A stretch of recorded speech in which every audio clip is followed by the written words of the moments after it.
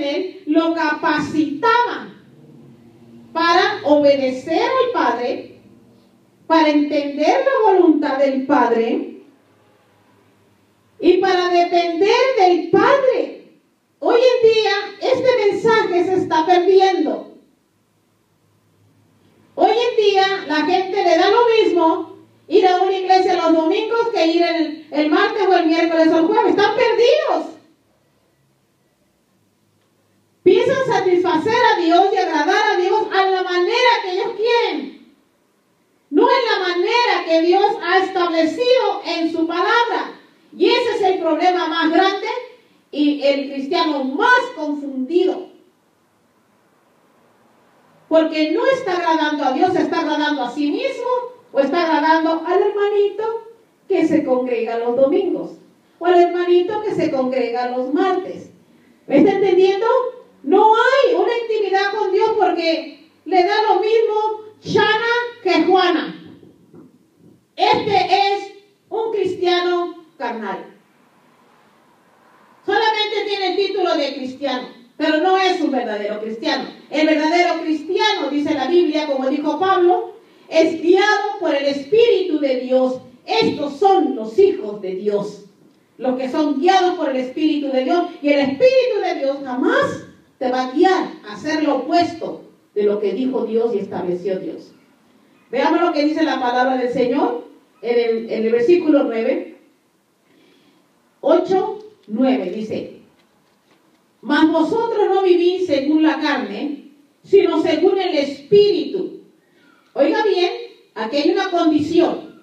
Si es que el Espíritu de Dios mora en vosotros, y si alguno no tiene el Espíritu de Cristo, no es de Él.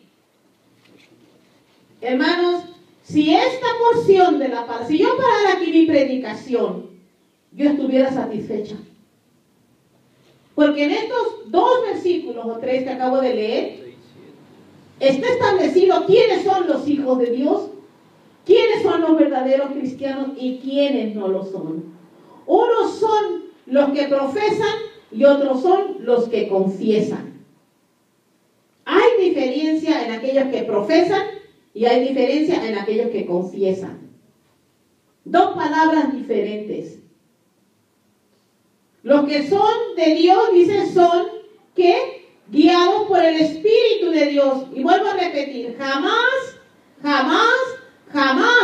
el Espíritu de Dios te va a guiar a hacer algo diferente o opuesto a la palabra de Dios, algo que Dios ha establecido en su palabra para que tú y yo lo obedezcamos. Uno, o tiene el Espíritu de Dios y es cristiano, y aquellos cristianos que se dicen ser cristianos y no tienen el Espíritu de Dios no son cristianos. Amén.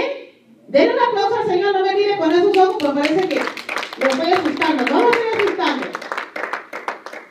Si no ha comprendido eso, es necesario que lo comprenda hoy, porque para eso estamos aquí, para aprender de la palabra, no para aprender de lo que yo pienso, o de lo que yo asumo que es, o de lo que yo creo. Yo he creído en la palabra y esto, lo único que estoy haciendo es leerle las palabras y guiarlos por la palabra, porque la palabra es más que suficiente para hablarle a usted.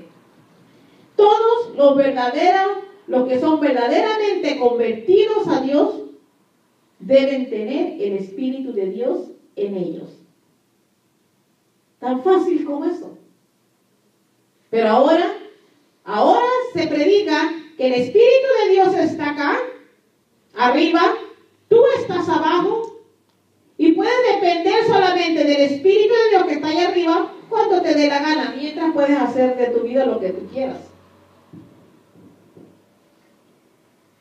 ¿Eso es todo lo que podemos entender de la palabra de Dios? ¿Qué significa entonces ser cristiano? ¿Qué significa ser salvo? Bueno, vamos a ver lo que dice la Biblia en el libro de Génesis 2:7. Entonces dice la Biblia, la palabra de Dios, Jehová Dios formó al hombre del polvo de la tierra y sopló en su nariz aliento de vida y fue el hombre un ser viviente. Aquí le dio vida. Y veamos lo que dice la Biblia en el libro de Ezequiel. Ezequiel 18, por favor. 4. Este versículo de Ezequiel me gustó muchísimo, por eso decidí traerlo a la luz. Vean.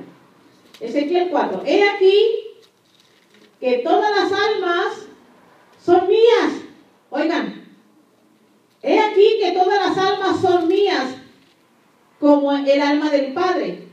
Así el alma del Hijo es mía, el alma que pecare, ¿esa qué? Morirá. Pero todas las almas son de Dios. Creyentes y no creyentes, son de Dios. Dios fue quien puso el soplo de su aliento cuando creó a Adán. ¿No es cierto? No le dijo, ¿eres cristiano o no eres cristiano? No le dijo, simplemente sopló en él. En el versículo 20 de Ezequiel 18. El alma que pecare, esa morirá. El Hijo no llevará el pecado del Padre, ni el Padre llevará el pecado del Hijo. La justicia del justo será sobre él, y la impiedad del pío será sobre él. En otras palabras,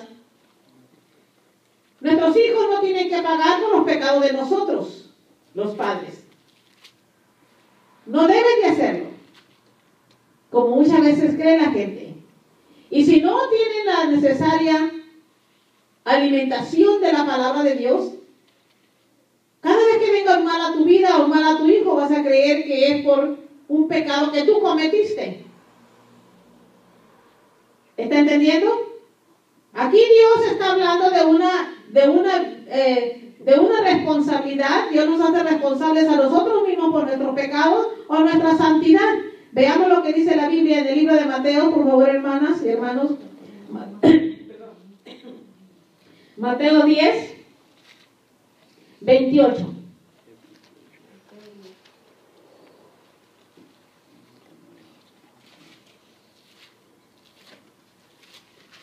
Y dice el Señor, y no temáis a los que matan el cuerpo, mas el alma no pueden matar.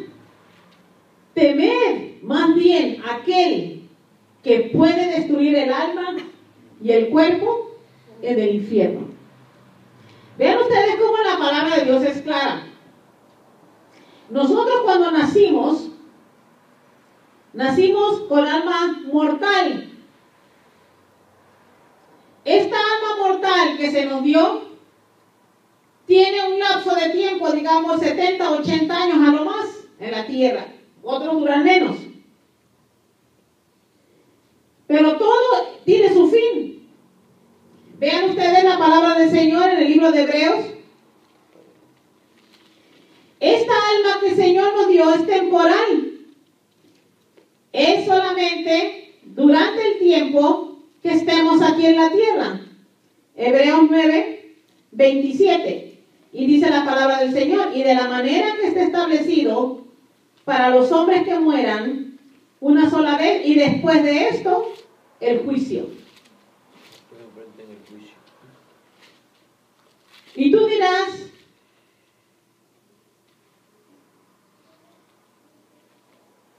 ¿cómo sé si soy salvo? ¿Cómo sé si soy cristiano y cristiano verdadero? Bueno, la pregunta sería, ¿cómo recibir el Espíritu de Dios? Porque el Espíritu de Dios se nos ha sido dado a los que hemos creído en Él para salvación.